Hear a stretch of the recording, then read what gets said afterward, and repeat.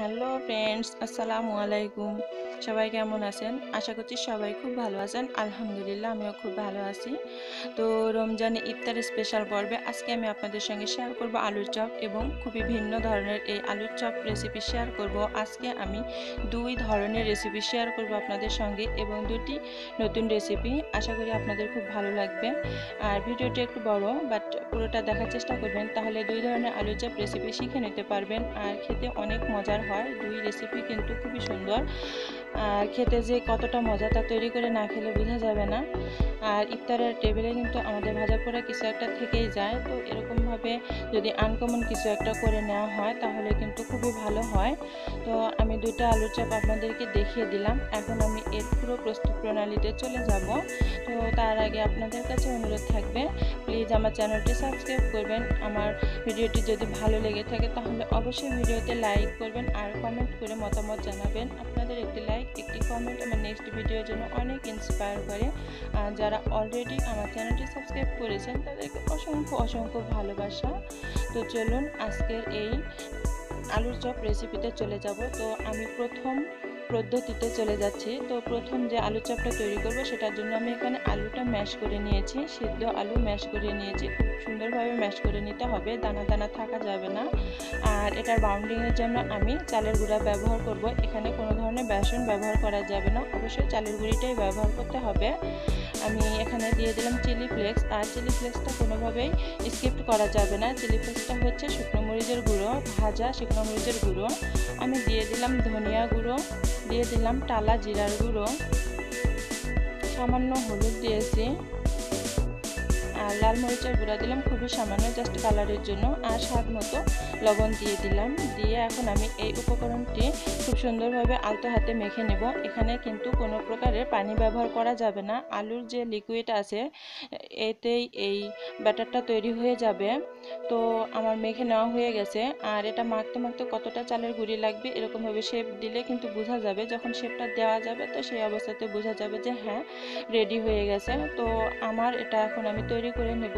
আমি হাত দিয়ে তৈরি করে নিচ্ছি। তো দুই হাতের সাহায্য নেব, নিয়ে গোল গোল করে একটু চেপে দিয়েছি, দিয়ে আমি সাইডটা একটু স্মুথি করে দিব। আর অবশ্যই লক্ষ্য রাখতে হবে এটা যেন এবড়ো থেবড়ো না হয়। সাইডটা এরকমভাবে আলতো হাতে চারিদিক থেকে একটু ঘুরিয়ে ঘুরিয়ে দিলে কিন্তু খুব সুন্দর স্মুথি হয়ে যাবে।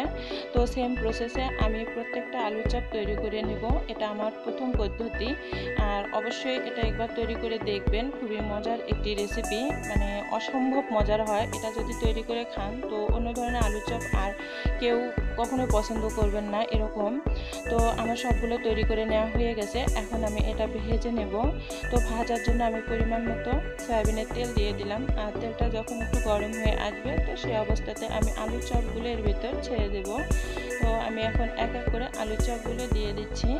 আর আলুর চপগুলো দেওয়ার পরে আর এই জালটা কিন্তু মানে লো মিডিয়ামে রাখতে হবে, হাই ফ্লেমে দেওয়া যাবে না, তাহলে উপরের দিকে খুব দ্রুত কালার চলে আসবে আর ভিতরটা কাঁচা থাকবে।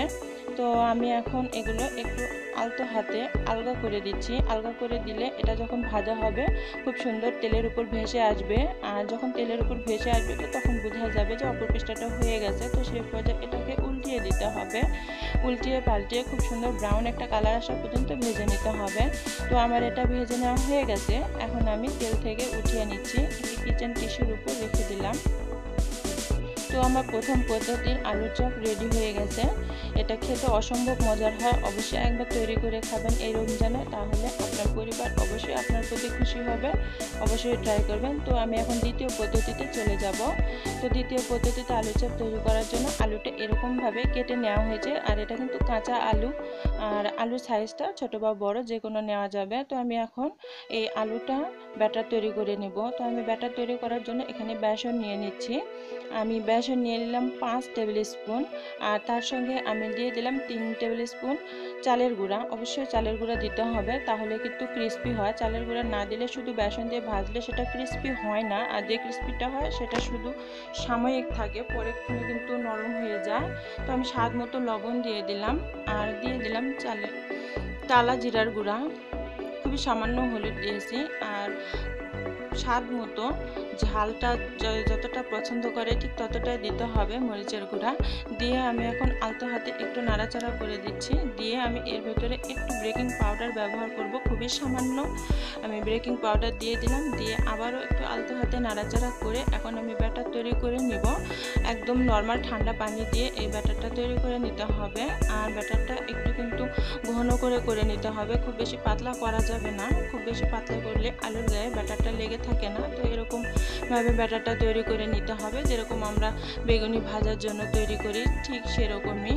তো এরকম ঘন একটি ব্যাটার তৈরি করে নেওয়া হয়ে গেলে এর ভিতরে আমি ফ্লেভারের জন্য দিয়ে দিলাম খুবই সামান্য ধনেপাতা। এটা অপশনাল, দিতে চাইলে দিতে পারেন, আর না থাকলে না দিলেন এটা কোনো সমস্যা হবে না, দিলে একটু টেস্ট বেশি হবে। তো আমি এখন তেলটা গরম করে নিয়েছি, আর এই গরম তেল আমি একটু উঠিয়ে নিচ্ছি। এই তেলটা উঠিয়ে আমি কিন্তু সরাসরি আমার যে ব্যাটারটা তৈরি করলাম সে ব্যাটারের ভেতরে দিয়ে দিলাম। বেগুনি ভাজার বা এই ধরনের যে ব্যাটারে ডুবিয়ে কোনো পাকোড়া ভাজার কিন্তু টিপস হচ্ছে গরম তেল এরকমভাবে ব্যাটারের ভেতরে দিয়ে নিতে হবে, তাহলে সেই পাকোড়া বা বেগুনিটা অনেক সময় ক্রিস্পি থাকে। তো আমি এক এক করে আলুগুলো সেই ব্যাটারের ভেতরে ডুবিয়ে এখন তেলে ছেড়ে দিচ্ছি। আর এটা যেহেতু কাঁচা আলু, এই জন্য এর গাটা কিন্তু অনেক সিলসিলা, আর এই কারণে ব্যাটারটা দুই পেস্টে নাও ধরতে পারে, এতে সমস্যার কোনো কারণ নাই। যখন এটা আমি উল্টিয়ে দিব, উল্টিয়ে দেওয়ার পরে যে পাশটুকুতে ব্যাটার লাগেনি সেখানে আমি ছোট একটি চামচের সাহায্যে হালকা করে ব্যাটার একটু দিয়ে দিব।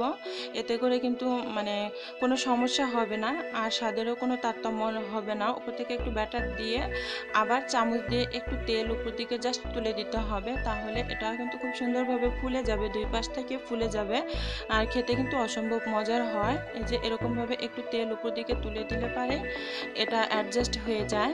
তো এরকমভাবে আমি সবগুলো পাকোড়া বা আলুর চপ ভেজে নেব।